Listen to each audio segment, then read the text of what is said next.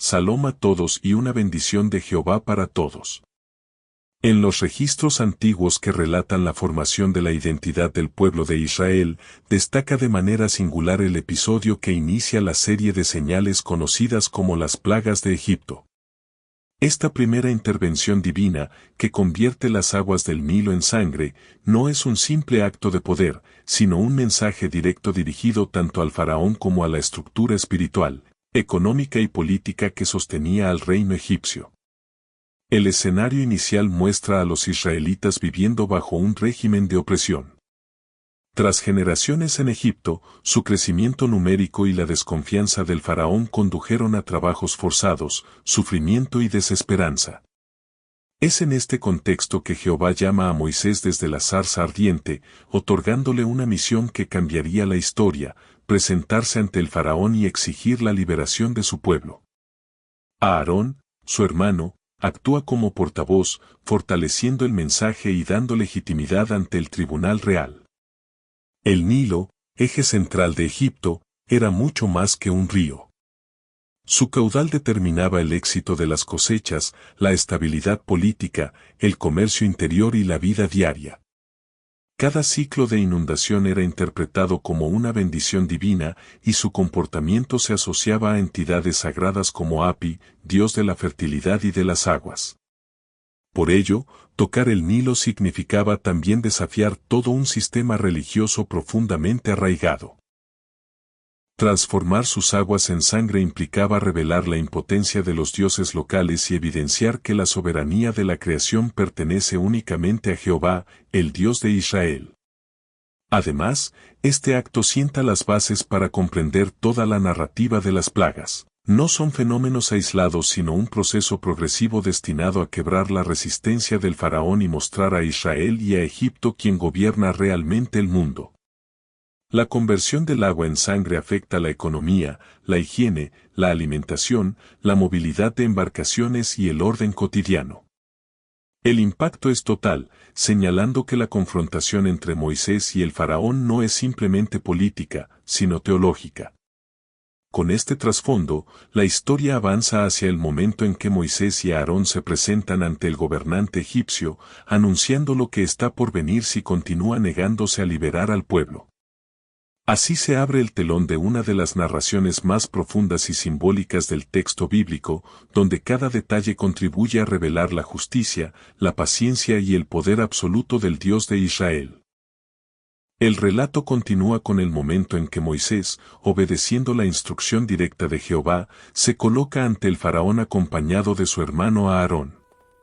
Ambos han advertido al gobernante sobre las consecuencias de seguir oprimiendo al pueblo de Israel, pero el corazón del faraón permanece endurecido. En ese escenario, cargado de tensión y resistencia, Jehová ordena a Moisés estirar su mano sobre las aguas de Egipto y golpear el río con el bastón que porta como señal de autoridad divina. La escena es solemne. En presencia del faraón, sus consejeros y oficiales, Moisés levanta el bastón y lo hace descender sobre la superficie del Nilo. El impacto narrado es inmediato y total, todas las aguas que había en el río se convirtieron en sangre. Lo que era el eje vital de la nación se transforma en un símbolo visible de juicio. Las aguas rojas, densas y contaminadas dejan sin oxígeno a los peces, que mueren en grandes cantidades, flotando en la corriente y acumulándose en las orillas. El hedor se hace insoportable, extendiéndose por las ciudades y pueblos ribereños. El agua, hasta entonces fuente de fertilidad, se vuelve inútil para beber, lavar, cocinar o regar. El alcance del prodigio no se limita al curso principal del Nilo. El relato detalla que incluso el agua almacenada en depósitos, cisternas y vasijas también se convierte en sangre. Ningún recurso reservado por los egipcios escapa al acto divino. Esta transformación generalizada elimina cualquier posibilidad de minimizar el fenómeno o atribuirlo a una mera alteración natural del río. La catástrofe afecta cada hogar, cada taller, cada campo agrícola, evidenciando que el juicio se extiende a toda la estructura social y económica del país. La crisis obliga al pueblo a excavar junto al cauce del Nilo con la esperanza de encontrar agua filtrada a través de la tierra, pues las aguas visibles ya no pueden consumirse. Esta imagen, los egipcios cavando desesperadamente, muestra la profundidad del trastorno. La nación que dependía del río en todos los aspectos de su vida se enfrenta, de repente, a la impotencia y a la vulnerabilidad. El milagro, por lo tanto, opera como un golpe directo contra la seguridad material y la confianza religiosa del país. En la dimensión espiritual, el propósito declarado del milagro es claro: mostrar al faraón y a todo Egipto que Jehová es el Señor. La señal no se reduce a un castigo, es una revelación de soberanía. El Dios de Israel demuestra un dominio absoluto sobre los elementos naturales, desafiando a los dioses egipcios y llamando al reconocimiento de su autoridad. Esta plaga inaugura un patrón que se repetirá en las siguientes. Cada acto de juicio busca quebrar la resistencia del faraón y enseñar a ambas naciones quién gobierna realmente la creación. Dentro de la reflexión teológica que acompaña al relato de la primera plaga, la transformación del Nilo en sangre adquiere un significado que va más allá del impacto físico. El acto se comprende como una confrontación directa entre Jehová y el sistema religioso que sostenía la cosmovisión egipcia. El Nilo, visto como una fuente divina de vida, estaba asociado con deidades como Api, protector de las aguas y responsable de la fertilidad del valle. Al convertir el río en sangre, se revela la incapacidad de estos dioses para preservar el orden que se les atribuía. El juicio no solamente expone la impotencia de las divinidades del país, sino que reafirma que el dominio sobre la creación pertenece exclusivamente al Dios de Israel. La plaga opera también como un símbolo de inversión del orden natural. Aquello que había sido instrumento de vida, aguas limpias, peces abundantes, fertilidad constante del suelo, se convierte de pronto en señal de muerte, putrefacción y desolación. Este cambio abrupto tiene un fuerte valor pedagógico, demuestra que lo que las naciones consideran estable, inviolable o eterno puede ser alterado por la voluntad de Jehová. La narrativa invita a percibir que la seguridad humana, basada en ciclos naturales o en poderes terrenales, no es definitiva. La fidelidad al Señor implica reconocer que solo Él sostiene la realidad y decide cuándo revelar o retirar su favor. En este contexto, el relato remarca la persistente obstinación del faraón. A pesar de presenciar un acontecimiento que sacude los cimientos religiosos, económicos y sociales de su imperio, el corazón del gobernante permanece endurecido. Su negativa no se explica por falta de evidencia, sino por su rechazo a someterse a la autoridad de un Dios que no forma parte de su panteón ni de su estructura política. Esta resistencia prepara el desarrollo narrativo de las plagas posteriores, que constituyen una escalada calculada en intensidad y propósito.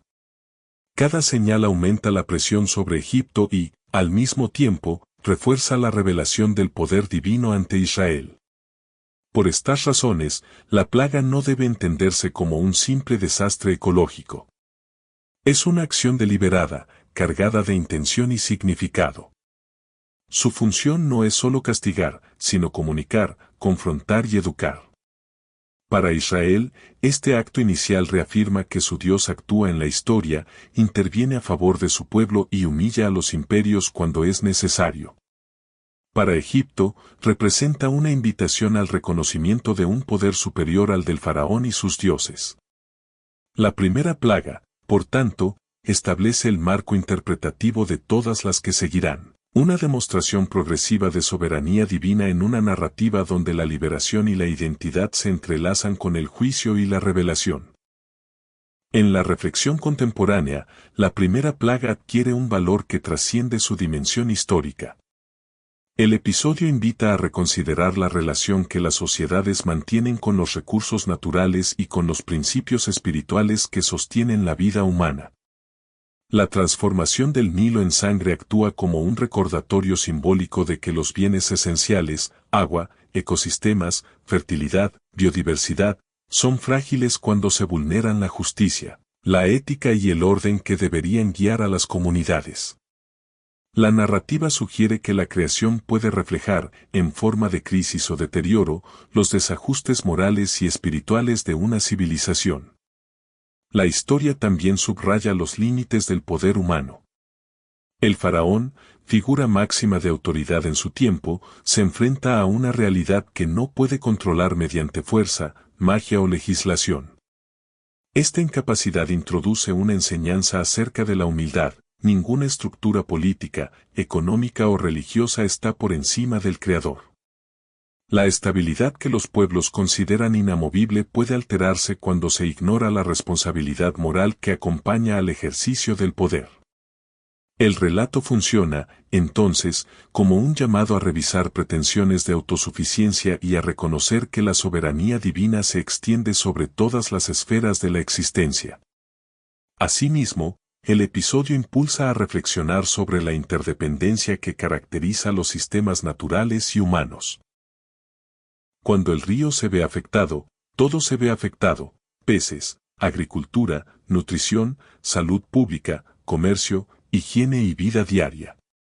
La plaga ilustra cómo un solo punto de quiebre puede desencadenar una cadena de consecuencias que impactan a toda la sociedad.